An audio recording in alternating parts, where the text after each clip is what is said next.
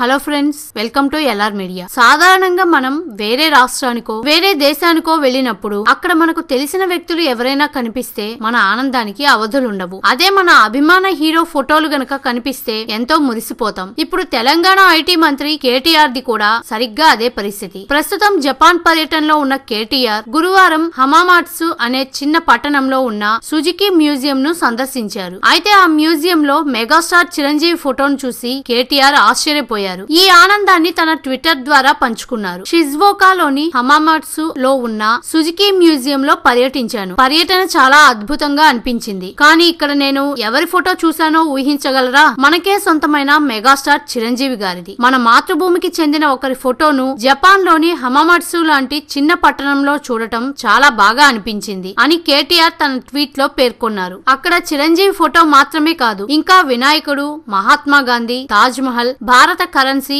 ఒకే frame లో పెట్టి ఉన్నాయి. ఏదేమైనా మన అభిమాన hero megastar Chiranjeevi photo Japan లోని సుజుకి మ్యూజియం లో ఉండటం నిజంగా మనకి గర్వకారణమే కదా. మరి ఈ వీడియో మీకు నచ్చినట్లయితే లైక్ మరియు షేర్ చేయండి. విలువైన మీ అభిప్రాయాలను కామెంట్ రూపంలో తెలియజేయండి. మరిన్ని న్యూ అప్డేట్స్ కోసం